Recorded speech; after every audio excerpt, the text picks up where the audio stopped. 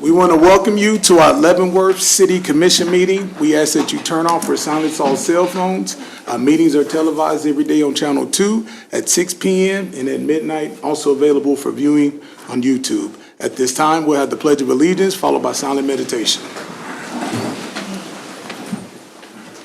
I pledge allegiance to the flag of the United States of America and to the republic for which it stands, one nation, under God, indivisible, with liberty and justice for all.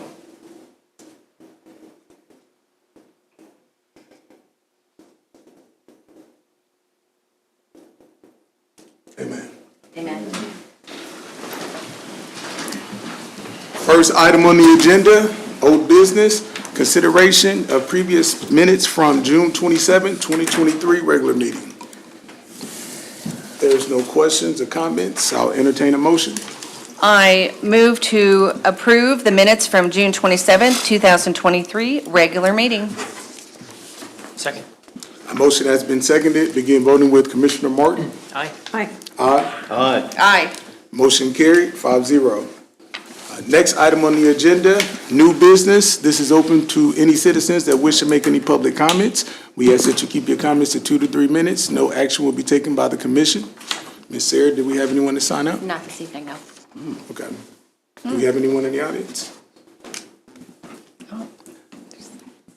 Come to the podium, please state your name and address, please. Yes. Thank you, Mr. Mayor. My name is Brandon Close on behalf of Alpha Capital. I emailed you all this morning. I don't know if you all received it. This is on the agenda. You may have. I did bring copies of my email. And This is on our agenda. No.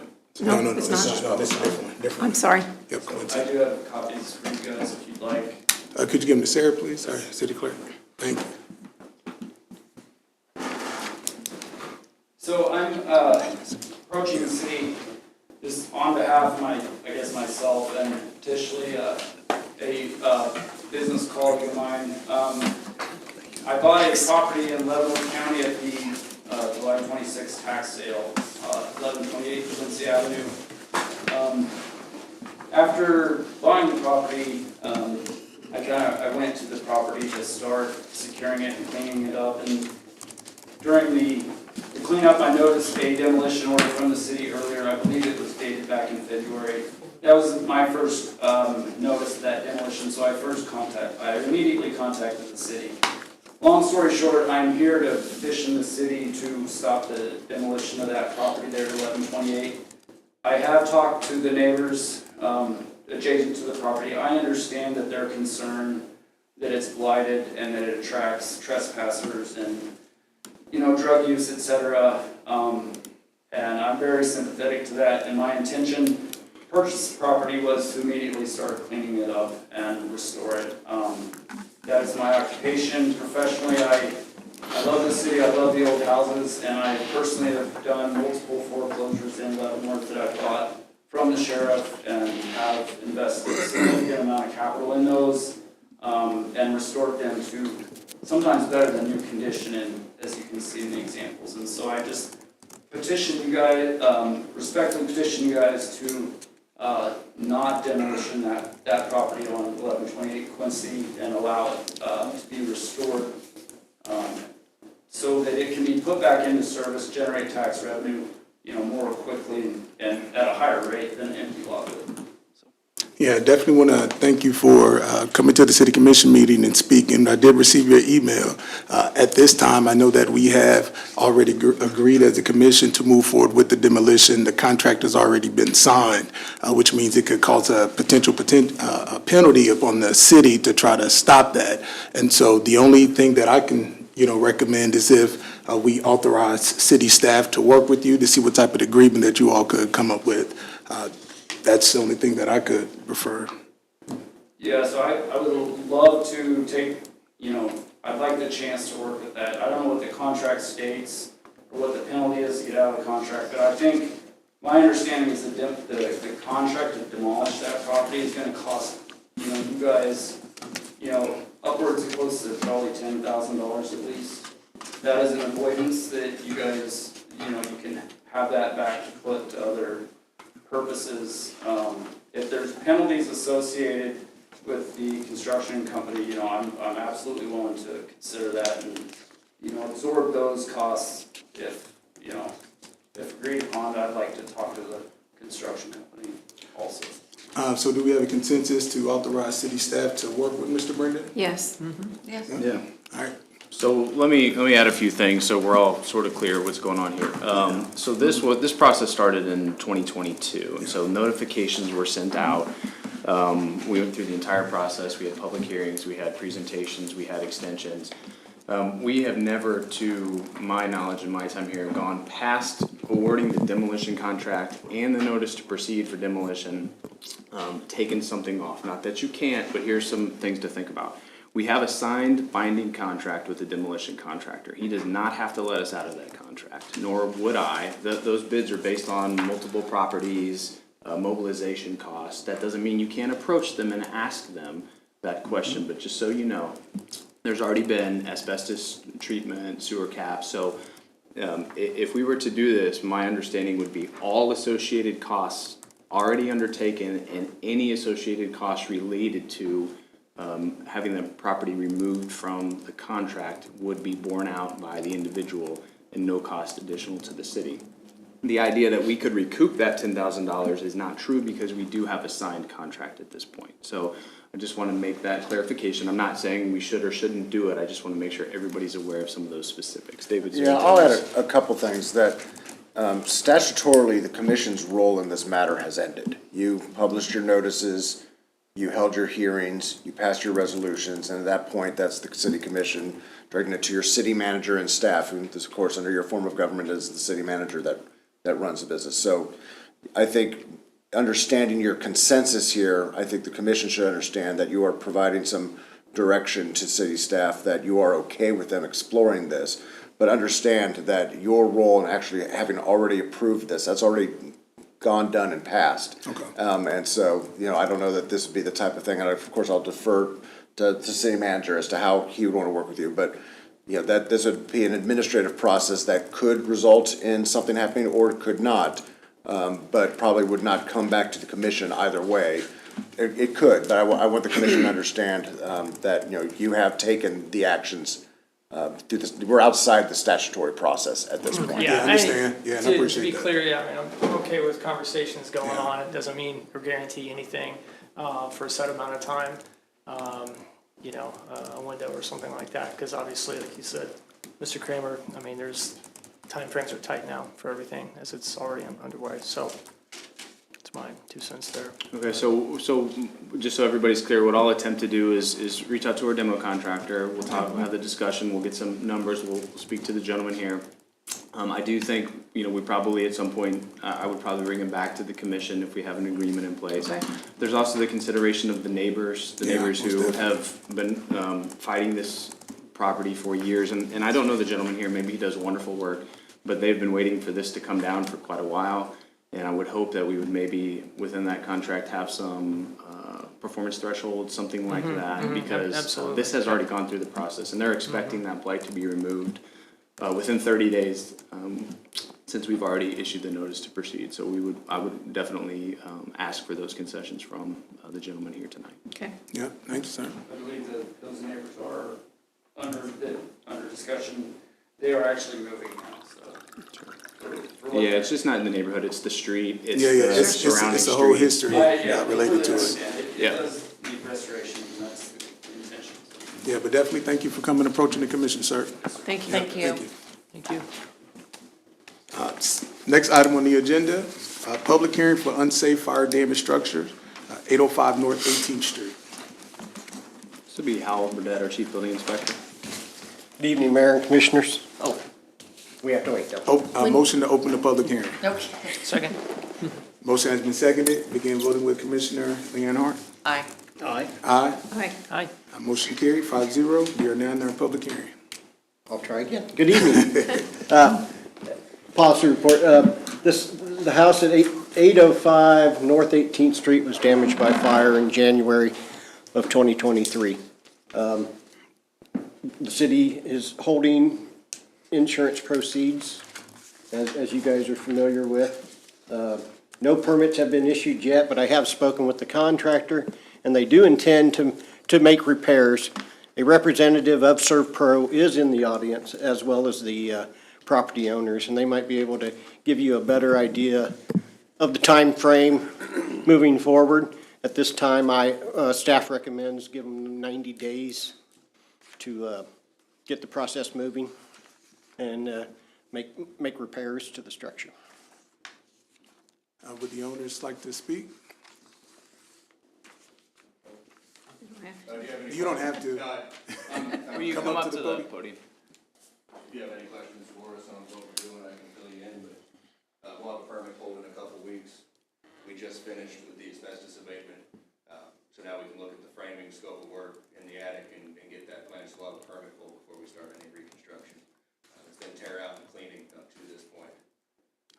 All right, I'm sorry, what's your name and address, sir? Drew. Okay. Gregory. From ServPro. Yep.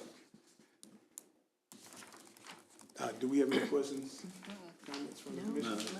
So in the next 90 days, framing and roofing should be done, and from the outside, it really shouldn't appear there was a fire. There won't be much more on the interior, maybe new furnace, hot water heater, rough and mechanical started, but within 90 days from the outside, you really shouldn't be able to tell. Okay. Sounds good. Well, thank you, sir, appreciate it. Thank you. Thank you. More? All right. If there's no other questions or comments, motion to close the public hearing? So moved. Second.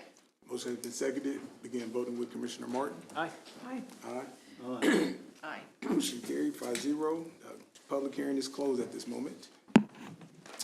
If there is no other comments, motion to consider resolution B 2339, directing instruction to be repaired or removed.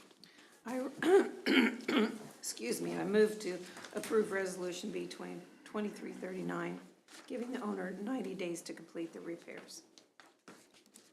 A second. A motion has been seconded. Begin voting with Commissioner Leavenworth. Aye. Aye. Aye. Aye. Aye. Motion carried 5-0.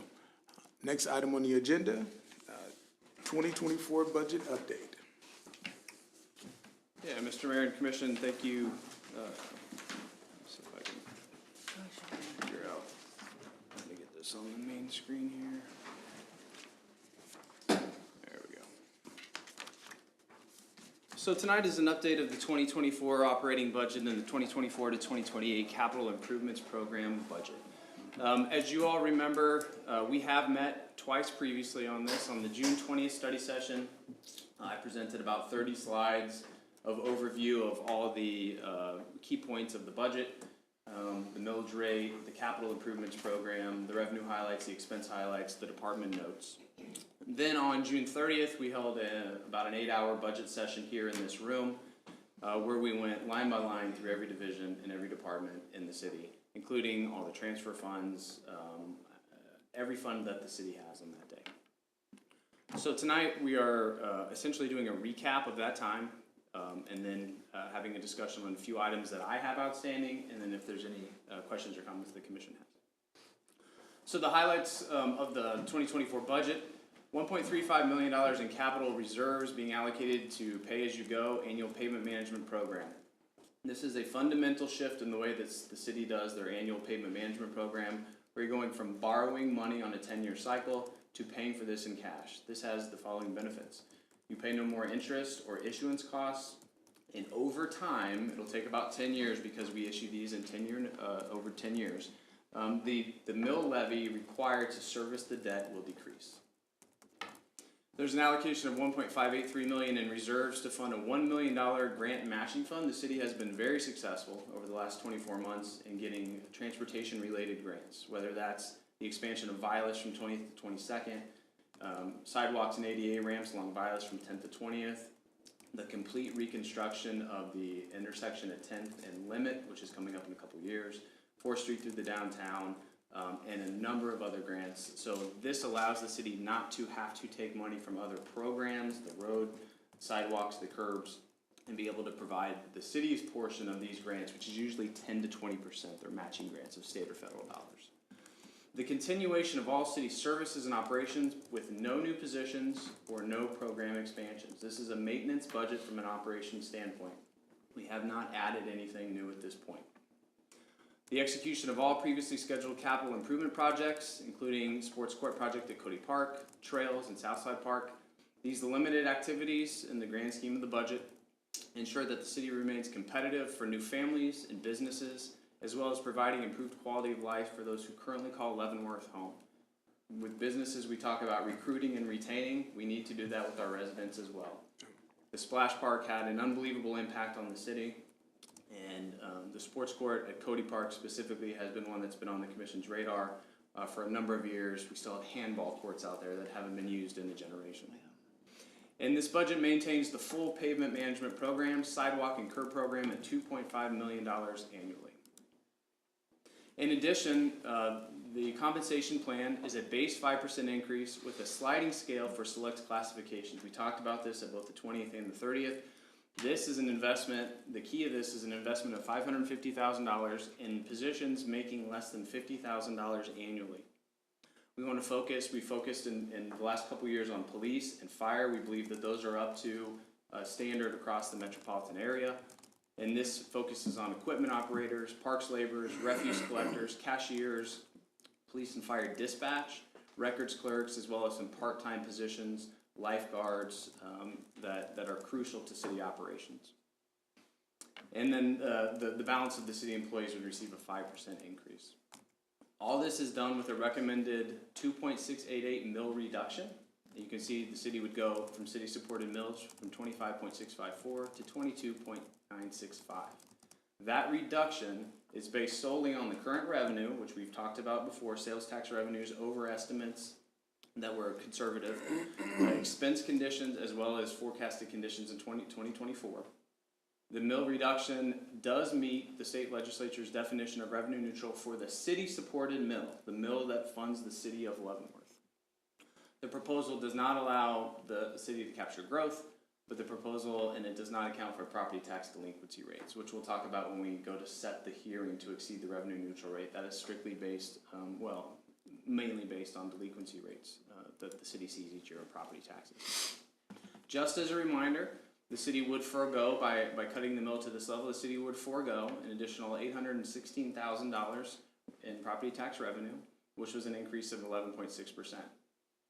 If you did go with the 5% cap like the state imposes for next year or potentially could be on the ballot, that would generate an additional $351,000. Either one, those funds could be used as the commission so chose, whether it's the $816,000 or $351,000. However, the ultimate decision, and I think the consensus of the commission from the original city manager proposal, was to cut the 2.688 mills based on a couple conditions. Being able to accomplish the city commission's directives for projects and goals. What you wanted to accomplish can be accomplished with the mill cut. Being able to address and adapt to potential inflationary or recession-based threats. We believe we have the flexibility and tools to address those should they come up. Being able to invest in city staff, making this a place where people look forward to having a career and growing within the city of Leavenworth and providing services for our residents. And being able to provide that break to the residents and businesses coming out of the pandemic and with also inflation costs and whatever they may be challenging. One other important part I wanted to continue to harp on with this budget is the consideration of reserves. I mentioned 2 times in the first slide the use of reserves. Transition to pay-as-you-go pavement management, which we've talked about at many open meetings, and creating the grant matching fund. We wanted to be able to do all this and ensure that the city is properly resourced as far as our bond rating, as far as our financial condition. And budget reserves, after doing this, are set at 30% of general expenditures, which is the city's reserve target. So by spending these reserves that we've accumulated to a reasonable amount, we are not hurting the city's financial position. The entire budget was formulated based on the commission's support for supporting, attracting, and retaining staff, the commission's support of responsible use of operating reserves, forecasting by staff having been conservative in the COVID and post-COVID economy has allowed us to do this. Staff and commission have been diligent about watching expenses to ensure needs are provided for, program or project expansions are carefully considered. Commission goals, input, and feedback have informed needs and priorities laid out in the budget. Sales tax revenue, as I mentioned, has exceeded forecasts and trending, and it is trending on a slight down slope, so we'll see what it brings next year, but we are confident through 2024 that the budget as proposed is sound. And finally, the city has multiple tools to modify expenditures, projects, positions to allow for immediate response if we do have some unanticipated trend in the following year. So the only items that I have unresolved based on the 20th, the 30th, and then any subsequent commission feedback over the last couple weeks is just giving a consensus on the two outside agencies, LCDC, which is a $66,034 request. That is, the $56,034 is based on a formula that's been in place for a long time. That's population and taxes. That's the same formula that's applied to Basehor and Tonganoxie and Lansing. You put the population and the taxes in, and then it spits out a number. And then this would be the second year that the city, along with Tonganoxie, would also pay a $10,000 supplement for all the work done for the industrial park. I've shared with the commission the breadth and depth and intricacies of the RFIs that LCDC does for the city for that park. And then Main Street has requested $56,000, which is a 43% increase from the 2023 budget of $39,250. So on those items, I don't need a vote, I just need a consensus whether those would be acceptable to add to the budget, or if there's any commentary, or if there's any other issues that the city commission would like to raise at that time, and that's the end of my prepared remarks. Thank you, Paul. Yeah, just Comments? a quick question, Mr. Mayor. Mr. Kramer, I'm going back to the Main Street proposal, everything that was outlined, and I'm thinking, and I didn't really think about it at the time, what was it that the 43% increase was actually specifically going to drive for the organization? I think it was said it was going to allow for pursuing some other avenues to, drive more benefit into the businesses here at Leavenworth, but I don't know if I ever actually got a bulleted list of what that was actually going to cover. Yeah, I'm that's just a pretty thinking through that. Eric, big do you remember? increase. No. No, but that is a pretty big increase. 43%. I don't know that I would want to allot that much, but I don't. So the, besides what they mentioned at that date, that amount seems to be tied to, the amount requested is to match the revenues that Main Street generates from membership dues. I don't see anything else in the letter necessarily related to a specific Right. use. That was Match it. where it came from. Yep. Okay, gotcha. Okay. If Yeah. this- Also, remember that last year, Main Street did ask for an increase. We denied it. Yeah. So while this I wanted looks it, like a but- very large, it kind of helped them catch up. Yeah. Because we did give them, we give them what the base was, but we did not give them the increase that they asked for last year. For increase in membership, last year. And so quick question, Paul, with the increase in the sales tax, what was the number amount that the city was able to generate? The increase year over year in sales tax? Yes. I don't have that number in front of me. Okay, all right. Well, I know we've done extremely well and as a city as a whole, and still being able to reduce the mills, invest in the city employees. I'm all about investing off into our organizations that we partner with that help supports the city overall. So I'll be in favor of the increase that's being requested at this point. Is there, just from a transparency standpoint, Paul, would there be a way just to, maybe a quick follow-up for Main Street, if they could outline, the salary and hourly increases have been, obviously justified with some of the market, what challenges we're faced with. I would just like to see a little bit more visibility into maybe what's driving that number. I hate to just, blindly be like, oh yeah, that's okay, that sounds like a good increase. I just would like a little bit more supporting data.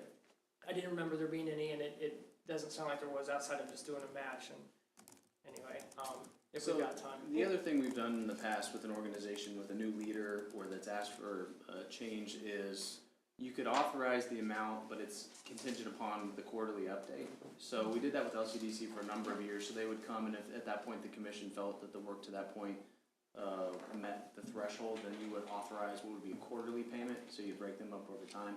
As far as the information related to that, I could certainly get with them. Looking at the letter, it just sort of anecdotally mentions an emphasis on projects to promote the city as a destination, increase events for families and children to enjoy, and encourage patrons to shop local. Was what I had here. That's what they already do. Yeah. So yeah, if everybody's cool with that, maybe just a little bit more. And they can grant from the CVB for that. Well, I just remember a couple years back, Commissioner Bowder, remember when we were talking about to increase if they, I don't know, there was a formula, remember that? And to, if they increase their membership to match it. Yeah, And I can't remember, So where are we at on the timeline with this? When do we have to have a decision made? Right, so at this point, pretty quickly, you know, it's, the ultimate adoption is August 22nd. And just because you make the budget authorization doesn't necessarily mean you have to expend those funds. And so what we get into is, you couldn't go higher, but you could always go lower. Sure, Yeah. sure. And this doesn't, this authorization or this budget authorization could be contingent upon commission approving payments. It doesn't automatically grant those funds to the organization. Is there any chance we could maybe get some details from Main Street maybe by next Tuesday's study session possibly, or just a few bullets and just more? If that's something the commission needs to come to a consensus, then certainly we could ask for that. Is that what you're in favor of? Yeah. Yes. Commissioner Leonard? yeah, that's fine. Yes. Yeah. Okay. And we would do it, we could still do it as a study session item, you Okay. can still get consensus at that point. Okay, cool, All right. cool. So, We have a consensus on LCDC at this point? Yes. Yes, Yes. Yes, definitely. yes.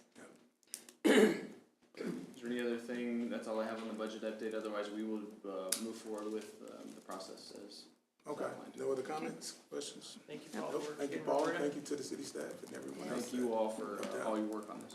Yep, appreciate it. All right, next item on the agenda, update for unsafe and dangerous fire damage structure, 1015 Ottawa Street. So once again, it'll be Hal Burdette. 1015 Ottawa, happy to report it's been demolished. Planning and zoning they have said that because they issued the demolition permits, that department is happy with the demolition process. So I come to you tonight to ask you approval to return the funds to the property owner. Thank you, sir. I move that we return the funds that are given to the city by the insurance company to the owner. Second. Motion has been seconded, begin voting with Commissioner Martin. Aye. Aye, I guess. I don't, no discussion here. Oh, aye. Aye. All right, motion carried 5-0. Thank you, Mr. Howe. Item number 5, 2023 Edward Byrne Memorial Justice Assistance Grant Application. The police chief, Pat Kitchens, on this item. Mr. Mayor and Commissioner, the Police Department is before the governing body this evening asking for authority to apply for the 2023 Edward Byrne Memorial Justice Assistant Grant in the amount of $31,506. On June 30th of this year, the Department of Justice released its annual Edward Byrne Justice Assistant Grant local solicitation and identified the city of Leavenworth as eligible for the amount of $31,506. This is an annual grant that we participated for many years that we use to acquire police equipment in our public safety sector. And this year, we're targeting some replacement of computers in the police cars. The grant application requires the city of Leavenworth to share this allocation with Leavenworth County, which we've done also for many years. We have a formula, essentially it's about 60-40 split. The city of Leavenworth would receive $18,900 and the Leavenworth County Sheriff's Department would receive $12,606. We apply for the grant on behalf of both entities. The Sheriff's Department also intends to use their funds for law enforcement related equipment. There's no budget impact to the city of Leavenworth. It's a direct allocation. There are no matching funds associated with the grant. Specifically, it requires you to authorize the police department to apply for the grant, as well as it requires the city manager and the city attorney to sign an interlocal agreement with Leavenworth County. It also requires the mayor to sign an additional document entitled Certifications and Assurances by the chief executive of the applicant government. So I would ask your authority to apply for the grant this evening. Absolutely. Thank you, Chief. Any questions or comments? No. So you said you were going to use the funds for purchasing computer equipment? That goes in the police car? Yes, sir. Okay. so Replacement that's- equipment? That's none of this new prohibited controlled equipment requirements, so sounds good. I'll entertain a motion. I move to authorize the police department to apply for the 2023 Edward Byrne Memorial Justice Grant in the amount of $31,506, of which $12,606 will be given to Leavenworth County Sheriff's Office. Second. Motion has been seconded. Begin voting with Commissioner Leavenworth. Aye. Aye. Aye. Aye. Aye. Motion carried 5-0. Thank you, Chief. Next item on the agenda, Resolution B 2340, resolution providing for a notice of public hearing exceeding revenue neutral rate. Mr. Mayor and Commission, a few items I would like to mention on this resolution. KSA 792988B does have quite a few regulations and requirements related to the revenue neutral legislation that passed. So there's three items that I want to talk about, why the city is looking for consensus or vote to pass a resolution to hold a public hearing to exceed the revenue neutral rate. The first one is we are on the razor's edge of the revenue neutral rate. 2.688 is a very precise number. There's two things that could slightly change those. It won't change the city's mill cut, but the delinquency rate, which is the delinquency rate of property taxpayers, could change that. That fluctuates year to year, so that could tip you over a tenth or a hundredth of a mil either way. And the other thing is that property tax valuations actually aren't finalized until November. And so at that point, you don't know where it's gonna come in. There's appeals, there's reassessments, there's a number of factors that go in. This has no impact on what we've already talked about, the reduction of 2.688 mils. I do also need to point out that the city, although it doesn't go to any city funding, does levy a tax mill for the Leavenworth Public Library. The city commission set that cap at 3.75 mils a long time ago. And then under state statute is the library's board staying within the cap that the city set to levy, to select a mill levy. So as it sits now, the library's total mill, their operations and then their employee benefits fund does reduce their mill, but it does not reduce it by the total number that would make them revenue neutral by definition. Now you may think, what does that have to do with us? Because we're the taxing jurisdiction that levies on their behalf, the revenue neutral statute does not provide that they have to hold one. We have to hold it as the governing body that levies their mill. So I know that's clear as mud. If you have any questions, David and I will be happy to answer that. But that's why, those are three reasons why we will need to hold this statutorily required hearing. So if there's any questions, otherwise the resolution's before the city commission for consideration. Any questions, comments? No. Oh, no, oh, I mean, well, I do, I guess. So the library budget that was presented, is that, Yeah, during the budget update, they made that presentation on the Right, so 30th, is and then that, earlier tonight, there are no questions, that's now before the commission. that's, so then that would be a go for them? Yes. Okay. I don't have any questions. And, no, just, sorry. no, you're good. Just, since you laid out, Mr. Kramer, a couple other items that are just uncertain areas right now, just, you know, I would just wanna say like, we probably just need to keep all options on the table right now until we hear everything as much as we can, you know, as we're going through the budget process. Sounds like it'll all be a done deal, but, you know, I just wanna throw that out there. Let's find out what the state comes back with, the evaluations and everything like that. So that's all done beyond when the budget's that's due. in So November. the budget, it's weird how the state does the rules, so we have to approve the budget on August 22nd, but the final valuations aren't until November. So basically what it does is, it won't penalize the city if there's a reassessment that kicks you over by 1/1000th of a mil, for example, at the end of the process in November. But you won't know that when you're statutorily required to pass the budget and submit it to the state. And because we're on such a razor's edge of 2.688, which would be our revenue neutral rate as calculated by the county clerk's office, we have to hold that in case that minor fluctuation does happen after the budget is passed. I'm with you, okay, Yep. okay. Appreciate the clarification. Okay, and the library's budget, as they presented it to us, would that apply against our budget? Yes. To have it terms be of above or below? Yes. It absolutely does, because how the revenue neutral rate statute is written, since we're the taxing jurisdiction, we hold the revenue neutral rate exceeding hearing, even if it's not related to our specific budget, it's the library's budget, because we're the pass-through entity. Right. Okay. Any more questions or comments? If not, I'll entertain a motion, or, yeah, entertain a motion. I move support of Resolution B 2340, the resolution providing for notice of public hearing exceeding the revenue neutral rate. A second? A motion has been seconded. Begin voting with Commissioner Martin. Aye. Aye. Aye. Aye. Aye. Motion carried 5-0. Thank you, Paul. Thank you, Matt. Last item on the agenda, Commissioner Leavenworth. I move to approve claims for June 24th, 2023 through July 7th, 2023 in the amount of $1,490,527.11. Net amount for payroll number 13 effective June 30th, 2023 in the amount of $397,903.38.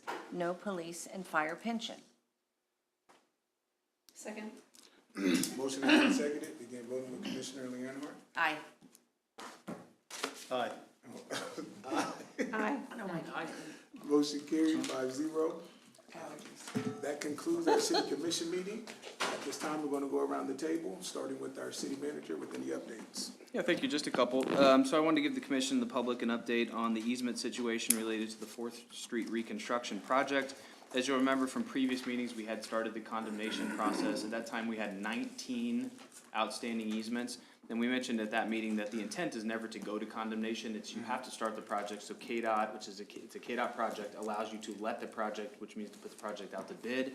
And I'm happy to let you know that we have attained all private easements. We have a couple with the post office, and we're working with the federal land group on that. And so we anticipate having that all done and being able to bid the project in 2023.